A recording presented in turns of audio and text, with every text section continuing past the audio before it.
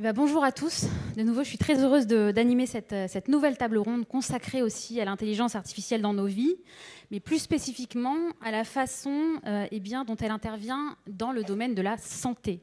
Comment cette technologie pourrait nous permettre de mieux vivre demain, vivre plus longtemps, en meilleure santé, peut-être prolonger notre espérance de vie. On peut l'imaginer. Et pour répondre à toutes ces questions, j'ai l'immense plaisir de donner la parole à deux experts, deux praticiens. Je vais commencer par vous, Monsieur Meunier. Vous êtes directeur de recherche émérite au CNRS. Vous êtes ancien président de l'Académie des sciences. Bonjour à vous. Et bonjour Madame Baudot, vous êtes directrice de recherche au CNRS et vous êtes responsable de l'équipe INSERM de biomédecine des systèmes au Centre de génétique médicale de Marseille. Et justement, je vais commencer par vous Madame Baudot, puisque vous travaillez dans un laboratoire de génétique médicale avec des informaticiens, des statisticiens, et vous justement, vous cherchez la meilleure méthodologie pour que l'intelligence artificielle puisse faire avancer la recherche, notamment dans les maladies rares. C'est ce que vous nous expliquiez lorsqu'on a préparé cette intervention. Vous créez des algorithmes pour aider les médecins à établir des diagnostics. Est-ce que vous pouvez nous expliquer très concrètement comment est-ce que vous travaillez au quotidien et comment est-ce que l'intelligence artificielle vous aide dans votre domaine au quotidien ? Alors en fait, donc pour les maladies rares, on a très très peu de patients, mais les maladies rares sont extrêmement fréquentes et on essaye de mieux comprendre. Il y a beaucoup de challenges qui sont associés aux maladies rares. Donc comment on va mieux diagnostiquer les gens, comment on va pouvoir proposer des traitements, comment on va pouvoir proposer des pronostics, etc. Et pour toutes ces pathologies, le fait que maintenant on ait accès à des données qui sont hétérogènes, qui sont complexes et qui sont nombreuses, ça offre beaucoup d'espoir pour mieux traiter ces maladies. Mais il y a quand même des challenges très particuliers. C'est que pour faire de l'intelligence artificielle, il faut du big data. En général, on parle beaucoup de big data, donc d'énormes masses de données. Et nous, pour les maladies rares, on a beaucoup de variables, c'est-à-dire qu'on va mesurer l'expression des gènes, on va avoir ce type de données vont être nombreuses. Par contre, on a très peu de patients. Donc ça veut dire qu'il va falloir adapter un peu les algorithmes sur lesquels on travaille pour qu'on puisse les faire tourner sur... Alors c'est pas vraiment du big data, souvent on dit du fat data, c'est-à-dire qu'on a très peu d'échantillons, mais beaucoup de variables. Donc ça c'est un des gros axes de recherche qu'on a dans l'équipe. Donc où effectivement on rassemble des informaticiens, des physiciens, des mathématiciens autour de cette question de développer des algorithmes qui puissent faire avancer la recherche sur les maladies rares, les maladies génétiques en particulier. Et donc, une des stratégies qu'on essaye de mettre en place, c'est d'essayer de finalement combiner des données qui viennent de sources ou qui sont de types différents, c'est-à-dire de ne pas regarder uniquement les gènes, de ne pas regarder uniquement les données cliniques, mais d'essayer de combiner des données qu'on appelle multi-sources, multi-échelles, multimodales aussi. Et ça nécessite des algorithmes un petit peu particuliers. Et donc voilà, on essaye de faire ça. Et en fait, quelque part, si vous réfléchissez, c'est un peu ce que fait le clinicien, le médecin, quand il a un patient. Il ne regarde pas une seule dimension, il ne regarde pas que les gènes ou que le taux de cholestérol. Il va combiner plusieurs types d'informations pour aller vers son diagnostic. Et donc nous, on essaye de faire des algorithmes qui permettent de faire ça. Est-ce que vous pourriez nous donner un exemple précis d'une maladie rare sur laquelle vous avez travaillé Alors, on est encore beaucoup dans le domaine de la recherche, c'est-à-dire qu'en IA et en santé, il y a quelques outils qui sont déployés dans les hôpitaux, principalement autour de l'analyse d'images, mais une grosse majorité du travail est encore du domaine de la recherche. Donc, par exemple, nous, on travaille sur le cas d'une myopathie qui s'appelle la dystrophie facio-scapulo-humérale, qui est due à des variations génétiques, mais on a du mal à comprendre le type de variation chez les patients, à quel niveau de maladie ça va amener, c'est-à-dire de prédire quel type de défaut va donner des maladies version grave ou version plus légère. Et donc une idée, c'est de combiner, de faire un algorithme qui va combiner à la fois des données d'imagerie qui viennent de l'IRM avec des données génétiques. Et on espère que la combinaison des deux types d'informations va nous permettre de pouvoir être un peu plus prédictif sur l'évolution de la pathologie de ces patients. Et ces recherches-là, vous considérez que vous avez besoin de l'intelligence artificielle pour les mener? Vous ne pourriez pas les mener sans cette technologie-là? En fait, à partir du moment où on a des tableaux de données énormes, on n'est pas capable de trouver exactement l'information comme ça. Et donc là, les algorithmes d'intelligence artificielle viennent nous aider. Alors après, peut-être que moi, il y a un point qui me tient assez à cœur quand on parle d'IA et santé, c'est que En fait, c'est très à la mode hein, maintenant. Il y a des espoirs énormes dans plein de domaines, mais c'est pas arrivé en 24 heures d'un coup où on a pu appliquer l'IA à la santé depuis 2022. En fait, c'est quand même la convergence de plusieurs choses qui sont, et c'est des choses qui ont été mentionnées depuis hier. On a une convergence du fait qu'on a de la puissance de calcul, du fait qu'on a des données qui sont accessibles et qui sont disponibles, et du fait qu'on a des algorithmes. Mais tout ça, ça fait des dizaines d'années que c'est bâti brique par brique et que c'est la convergence de toutes ces briques qui fait qu'actuellement on a tous ces espoirs sur l'IA. Mais voilà, c'est pas du tout une baguette magique. J'ai une collègue qui l'a déjà mentionné. C'est pas du tout une baguette magique. Et moi, je pense que, voilà, il faut bien se rendre compte qu'en fait, derrière tous ces espoirs et tout ce travail, etc., il y a énormément d'efforts et énormément de travail. À mon sens, il faut vraiment se dire qu'il y a 3 angles qui me semblent très importants. La question des données. Est-ce qu'on a des données qui sont disponibles, accessibles, en quantité, en qualité? Et en fait, ça déjà, en santé, les données sont sensibles, elles sont éparpillées sur plusieurs hôpitaux. C'est déjà un énorme boulot de réussir à avoir accès à ces données. Une fois qu'on a accès aux données, il faut contrôler leur qualité, il faut contrôler s'il y a des données manquantes. Quand on parle de vie réelle, ça vous arrive de rater un rendez-vous de suivi chez le médecin et donc il manque un point de données. Voilà, ça c'est la réalité aussi. Il faut se poser la question de est-ce que les données, comment les données sont biaisées. Alors, est-ce que les données sont biaisées? C'est pas la peine de se poser la question parce qu'elles sont biaisées. Il faut juste arriver à comprendre pourquoi, comment, à quel endroit et tout ça. Donc, une fois qu'on a résolu ce problème des données, et c'est 80% de notre boulot, c'est d'essayer d'avoir des données correctes. Après, il faut vraiment bien réfléchir à quelle est la question que l'on se pose. Et les questions qu'on peut se poser avec les algorithmes d'IA sont extrêmement variées. Tout à l'heure, je parlais de faire un prédicteur de diagnostic, de pronostic pour les patients. On peut vouloir faire un prédicteur de classification, donner des images et qui prédisent s'il peut y avoir une tumeur ou pas. On peut avoir envie de faire ce qu'on appelle de la classification non supervisée. Donc là, c'est un peu l'autre chose que je mentionnais, c'est-à-dire d'avoir des immenses tableaux de données et de demander à la machine, est-ce que tu vois un signal, est-ce que tu vois un pattern, un patron dans ces données-là, etc. Donc ça, c'est un autre type, c'est la question qu'on se pose.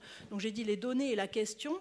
Et ensuite, une fois qu'on a tout ça, on trouve l'algo qui va bien. Et en fait, on parle beaucoup d'apprentissage profond, de deep learning, mais le zoo des méthodes et des algorithmes existants est immense. On peut faire de l'IA symbolique, on peut faire du machine learning, du deep learning, on peut vouloir faire des modèles de fondation. Enfin, voilà, c'est très varié. Et donc tout ça, en fait, c'est pas une personne qui peut le faire. Il faut combiner des expertises, il faut mettre ensemble des cliniciens, des biologistes, des mathématiciens, des physiciens, etc.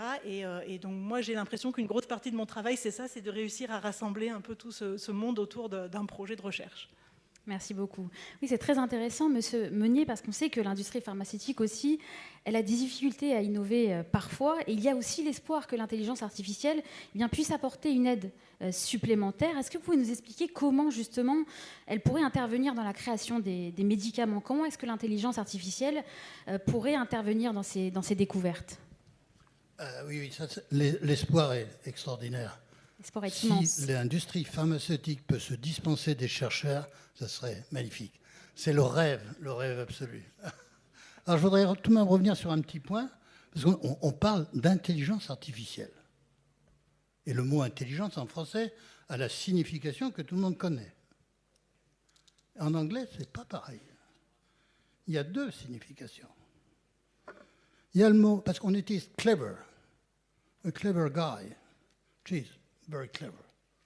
En anglais, intelligence veut dire renseignement également. C'est pas seulement intelligence. Si vous regardez l'acronyme CIA, c'est Central Intelligence Agency.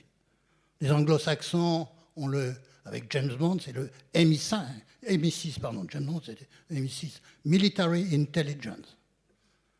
Il n'y a pas le Military Stupidity, c'est Intelligence. Donc, vous voyez, ce n'est pas la même chose. En anglais, le mot intelligence artificielle englobe l'idée de renseignement. Ça, c'est fondamental. Dans le domaine de la santé, il y a une explosion de données. L'explosion de données, c'est la biologie est vraiment moléculaire. Elle est cellulaire, elle est moléculaire. Nous sommes composés à peu près, à 20% près, de 30 000 milliards de cellules. Certaines se ressemblent, mais elles ne sont pas toutes pareilles. Quand il y a un cancer qui démarre, c'est un petit tas de cellules qui commence à prendre son indépendance et à se comporter de manière bizarre. Donc 30 milliards de cellules, 250 types des environnements différents. Vous voyez qu'on va vers des données. Il y a la littérature scientifique pour aider les chercheurs à créer des médicaments. La littérature scientifique, tout compris, c'est une publication toutes les 15 secondes. Ça fait beaucoup. Moi, j'ai connu l'époque où il y en avait beaucoup moins, parce qu'on était beaucoup moins de chercheurs. Et puis, pour faire une publication, avec un ordinateur, ça va beaucoup plus vite qu'avant. Et avant, il fallait taper à la machine, envoyer ça à un éditeur, et ainsi de suite. Donc, il y avait un tri. Alors maintenant, on a le problème des bases de données. C'est quand vous avez une publication toutes les 15 secondes, est-ce que sont toutes de qualité? Parce que si vous accumulez dans vos bases de données des informations de mauvaise qualité, ce n'est pas intéressant. Et vous le pratiquez. Quand vous arrivez dans une ville, vous avez envie d'avoir un petit logiciel, une petite information pour savoir où est le bon restaurant. Il y a des restaurants, mais il y a des bons et les mêmes. Ouais. Donc le problème de l'information des bases de données est essentiel. Alors il est évident qu'avec les algorithmes puissants et modernes qui sont arrivés, on se dit, dans le domaine de la santé, on a du mal à créer des médicaments. Tout le monde rêve d'un médicament ou 2-3 médicaments pour la maladie d'Alzheimer. Ça, si on pouvait avoir ça, c'est magnifique. Mais on n'a pas. On sent bien que c'est compliqué, parce que les maladies du cerveau, c'est dans une boîte. On ne peut pas regarder dans la boîte comme on regarde ailleurs. Donc, c'est pas compliqué. Donc, on se dit, avec toutes les données que l'on a, les bons algorithmes, on va trouver les cibles. Le monsieur de Google, ce matin, le secrétaire général de Google, il a dit chez Google, effectivement, vous me donnez la séquence protéine, les aminoacides, l'enchaînement des aminoacides d'une protéine, et hop, on a la structure. J'ai connu l'époque, jeune, en culotte courte, où la première structure d'un cytochrome P450, protéine membranaire, a été célébrée dans le monde entier. On a failli donner le prix Nobel. On s'est retenu. Mais c'est chaud. Maintenant, une structure de protéines, alors Google n'a même pas besoin de synchrotrons. Ça vaut cher, les synchrotrons. On a vu des images de synchrotrons. Maintenant, c'est fini. On appuie. Pourquoi? Parce qu'il y a des algorithmes. On sait que les aminoacides, ils tournent comme ça, et ainsi de suite. Il y a un peu de mécanique. Et hop, avec les bons algorithmes. Et on sent qu'on a envie de maîtriser toutes les données du monde de la biologie moléculaire, toutes les données du monde de la chimie. Moi, je suis un homme de la chimie et des petites molécules. Et on se dit, si on marie ces deux mondes avec les bons algorithmes, on va sortir les cibles thérapeutiques. Et avec les cibles thérapeutiques, on va avoir à côté l'arsenal de médicaments qui permet de modifier le comportement des protéines ou des interactions cellulaires. Et ça commence à arriver. Bah, voilà. Alors donc, l'angoisse, c'est les chercheurs, vous imaginez. Antoine Petit était là, il parlait de ces 20-30 000 chercheurs. Est-ce qu'on a besoin de 30 000 chercheurs maintenant? Si un algorithme ChatGPT version 12 vient vous sortir le médicament pour telle maladie orpheline, et ainsi de suite. Donc voilà le monde dans lequel on est en train de vivre. Il y a des publications qui commencent à sortir. Mais dans le monde du médicament, il faut voir que l'homme ne va pas disparaître. Il ne va pas disparaître parce qu'il y a des étapes. Quand vous développez un médicament, en général, ça commence dans un laboratoire et vous avez le chercheur qui est dans son laboratoire avec son équipe, qui discute avec d'autres équipes et d'autres chercheurs en collaboration ou en compétition. Rassurez-vous, il y a de la compétition parfois féroce. Et vous arrivez à un projet et vous avez des modèles, alors modèles, y compris les modèles animaux, hein, rassurez-vous. Mais enfin, je n'aborde pas ce sujet-là, je referme la parenthèse. Et vous arrivez devant des cliniciens en disant, un comité de cliniciens sérieux, en disant, voilà, j'ai un projet, j'ai une molécule, elle a toutes les qualités pour être essayée en clinique. Qu'est-ce qui va se passer? Est-ce qu'on va avoir un logiciel ou un morceau d'intelligence artificielle qui va dire, oui, oui, on a examiné toutes les datas et on y va? Ou est-ce que ça va être un comité de cliniciens qui va prendre la responsabilité? Si c'est un algorithme qui prend la responsabilité, ou des algorithmes, vous voyez, ensuite, s'il y a un problème dans les premiers essais cliniques, alors c'est l'algorithme qui est responsable, ou c'est le clinicien? C'est compliqué. Là, on sent tout de même qu'il va y avoir des petits problèmes à résoudre. Alors, la tendance actuelle, c'est tout de même de faire confiance aux personnes, aux cliniciens. Puis après, vous avez des décisions qui ont l'air importantes, qui sont importantes. C'est quand vous avez accumulé les essais cliniques, il y a des agences de médicaments en Europe, aux États-Unis, en Chine, qui disent, mais est-ce qu'on autorise l'utilisation de ce médicament de manière massive? Des problèmes de toxicologie qu'on aurait pu mal percevoir parce qu'on a fait les traitements sur 200, 300, 1000 patients, qu'on va utiliser ce médicament sur 1 million, 2 millions ou 20 millions de personnes, là peut-être qu'on va avoir des réactions chez certains patients qui sont différentes parce qu'on est presque pareil, mais pas toujours pareil. Et surtout qu'en tant que patient, on n'a pas tous à fait le même comportement. Il y a des gens qui prennent que du paracétamol une fois tous les 15 jours, et il y a des gens qui ont des médications lourdes. Et avec des médications lourdes, le métabolisme du nouveau médicament est différent. Donc vous voyez que là aussi, est-ce qu'on va dire c'est un algorithme et on se débrouille parce qu'on a les big data qui ont été bien traités, les algorithmes étaient performants, et on a, hop, oui, non. Oui pour aller une utilisation massive ou non. Et vous voyez qu'il y a tout de même un moment où on va garder probablement ce que j'appelle, moi, l'intelligence naturelle. C'est-à-dire qu'à côté de l'intelligence artificielle, on sent qu'il y aura des moments où on aura besoin de discuter et où il y aura des personnes qui prendront une décision. L'intelligence artificielle, dans beaucoup de domaines, va être une concurrence formidable contre les personnes qui ne maîtrisent pas l'essentiel de leur métier. Là, ces gens-là vont se retrouver en difficulté. Donc on va se retrouver avec peut-être le modèle kantien qu'on a évoqué ce matin, c'est-à-dire qu'une minorité, à côté de l'intelligence artificielle, va être en charge de prise de décision devant une majorité de gens qui vont être obligés d'écouter. Ça, c'est une question qui me dépasse. Parce que moi, je ne suis pas philosophe, comme tous les philosophes qu'on a entendus, ainsi de suite. Mais je pose la question. Ça va être une évolution.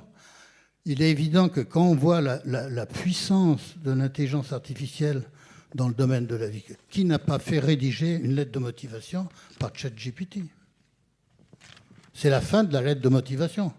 Elles vont toutes être excellentes, sur le même thème, avec la bonne formule de politesse à la fin, et ainsi de suite. Donc, quelle est la valeur d'une lettre de recommandation rédigée par ChatGPT? Ça va être intéressant. Voilà, dans le domaine du médicament, tout le monde attend avec impatience l'évolution, l'utilisation de l'intelligence artificielle, et parce qu'on a tous besoin d'une chose, c'est d'innovation thérapeutique. On est face à un certain nombre de maladies. Alors, il y a les maladies orphelines. Je vous parlerai de la maladie de Wilson, si vous voulez, qui est une maladie orpheline.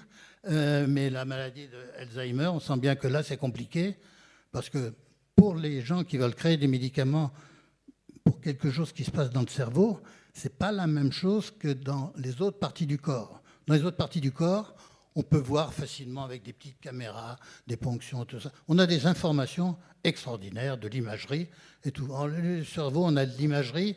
On voit c'est des petits blocs encore où il y a quelques milliards de neurones avec milliards de connexions entre les neurones. Mais donc, on n'est pas encore au niveau moléculaire dans l'imagerie cérébrale. Et là, c'est une boîte un peu compliquée à gérer au point de vue thérapeutique. Voilà. On va peut-être poser la question justement à Madame Baudot. Est-ce que vous partagez ce point de vue, on va dire relativement optimiste, qui considère que de toute façon l'intelligence naturelle va survivre à l'intelligence artificielle et qu'il va au contraire l'utiliser à bon escient? Alors oui, je trouve que c'est un point intéressant de la discussion. Après, en fait, la science ou l'algorithme, il va donner une prédiction. Il va donner un résultat, une probabilité d'avoir un risque pour la maladie, par exemple, et nous, notre responsabilité, ça va être de donner des marges d'erreur, etc. Mais après, in fine, qui a la responsabilité de prendre un diagnostic et de le transmettre au patient? C'est plutôt une question juridique et légale. Et à mon avis, c'est le médecin qui prend cette responsabilité, parce qu'on ne va pas pouvoir dire... Mais c'est un peu la même question, j'imagine, pour les voitures autonomes, en fait. Qui a la responsabilité? Et ça doit être un être humain, je pense. Donc ça, c'est très important, effectivement. Et donc ça, c'était un peu lié à cette question-là. Pour moi, c'est un peu comme il y a eu la révolution de l'imagerie en médecine. Là, il y a quelque chose de nouveau qui va être une nouvelle corde à nos arcs. Mais pour moi, ça ne va pas remplacer le médecin, la relation avec le médecin, entre le médecin, le patient, etc. Donc ça, c'est un point que je trouvais intéressant. Et puis, il y a un autre point peut-être pour rebondir sur ce que mon collègue disait sur le fait qu'effectivement, les algorithmes qu'on arrive à produire actuellement, ils ne sont pas meilleurs que leurs données d'entraînement. Donc la génération de données de bonne qualité, ça reste un challenge vraiment très très fort. Et notamment, vous avez mentionné donc, AlphaFold qui permet de prédire le repliement des protéines, qui sont les boîtes à outils des cellules, à partir des séquences. Ça marche bien parce qu'il y a eu un nouvel algorithme de les transformers qui sont très impressionnants, mais ça marche bien aussi parce qu'il y avait 30 ans de recherche depuis P450 qui avait fourni la structure expérimentalement de plus de 200 000 molécules qui ont permis l'entraînement. Et l'algorithme, il ne sera jamais meilleur que ces données. Alors on dit beaucoup, si on met des données cracra en entrée, on aura des résultats cracra en sortie. Et donc on reste encore sur voilà, il faut travailler sur des données correctes et de bonne qualité. Donc c'est deux points qui m'ont interpellé dans la discussion, c'est ça. Et puis voilà, le fait que le diagnostic, il sera donné par le médecin. Mais c'est déjà des choses auxquelles on est confronté. Toutes les parents dans cette salle qui ont fait un diagnostic prénatal pour la trisomie, c'est un calcul, alors c'est pas de l'IA, c'est un calcul qui est basé sur plusieurs paramètres et qui donne une probabilité. Et après, le médecin et le patient discutent de cette probabilité. C'est pas la probabilité elle-même qui décide ce qui va se passer sur la suite d'une grossesse. Est-ce qu'il n'y a pas aussi un risque, une menace sur les chercheurs eux-mêmes qui, malgré tout, seront moins sollicités à partir du moment où il y aura plus d'intelligence artificielle, plus d'algorithmes ? Moi, c'est un peu des choses qu'on m'a dit quand ils ont sorti, donc, parce qu'on parle beaucoup de ChatGPT ou des grands modèles de langue pour écrire du texte, mais en fait, ils peuvent servir à écrire du code. Donc nous, on a pas mal réfléchi dans l'équipe, mais pour moi, c'est un copilote en fait. C'est-à-dire que, et j'ai des collègues qui m'ont dit, mais du coup, des biologistes qui ont dit, on va plus avoir besoin de vous, les bioinformaticiens.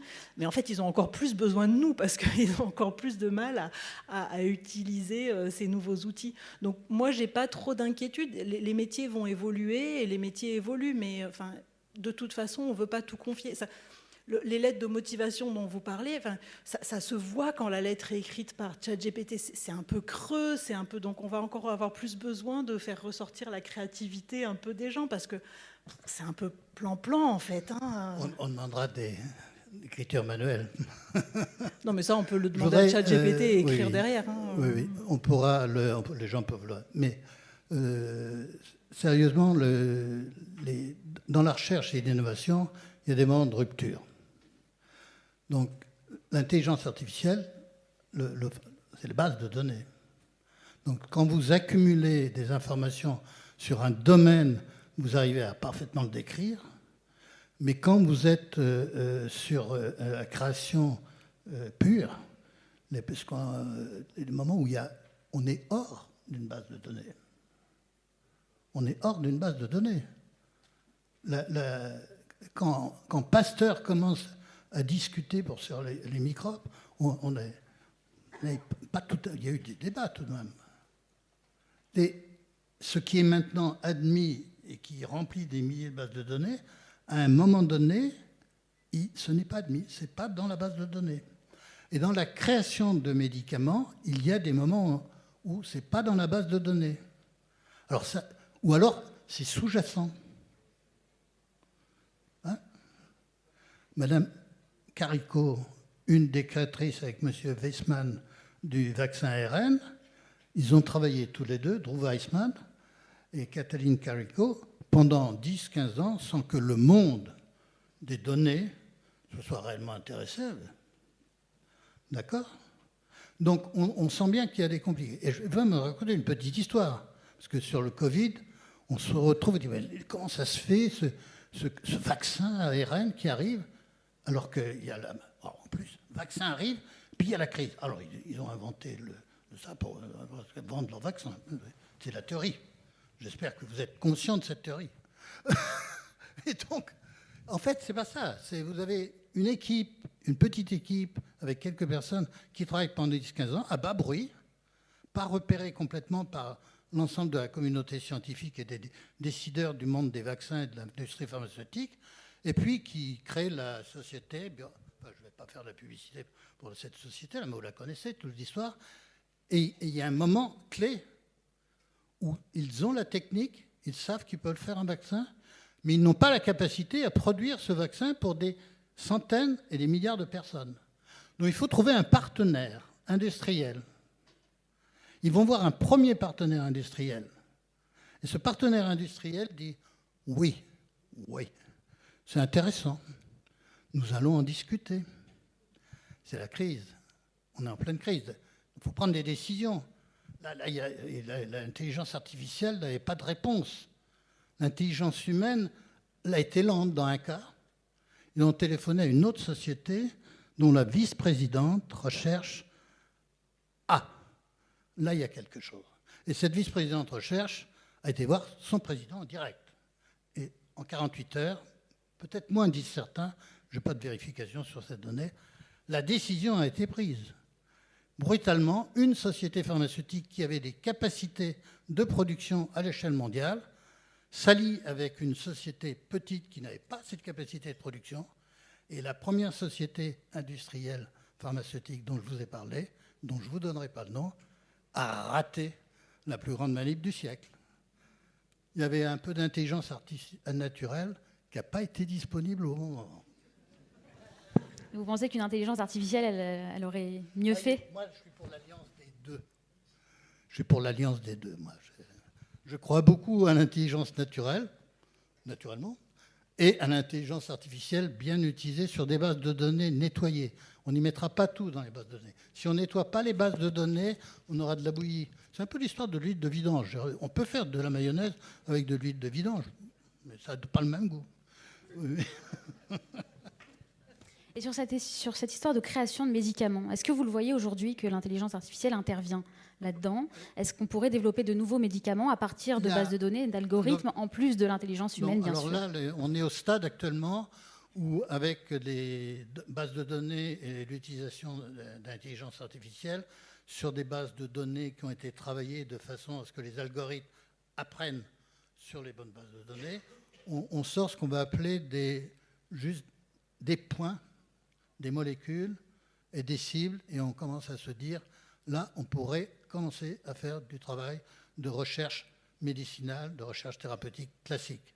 Donc on va avoir cette alliance, et donc on va avoir une alliance entre des chercheurs de talent et les outils de l'intelligence artificielle. C'est, pour moi, c'est effectivement un défi pour les chercheurs. Il va y avoir une compétition. La routine n'aura pas lieu. Donc il va y avoir une sélection. Peut-être le début de cette compétition. Qui va être intéressante à voir, à regarder. Moi, je commence à la regarder de loin parce qu'avec mes cheveux blancs, mais pour les jeunes, c'est intéressant. Et la même question se pose pour la création des médicaments dont on vient parler, mais aussi pour la détection des maladies rares.